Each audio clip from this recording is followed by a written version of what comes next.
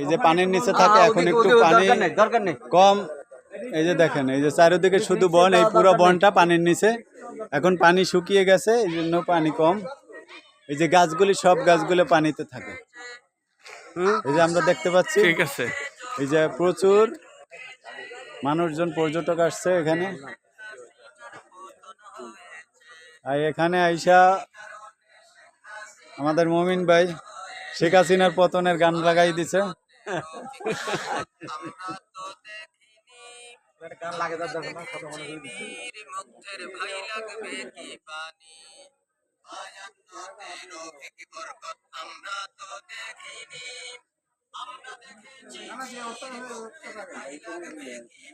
হ্যাঁ, এদিকে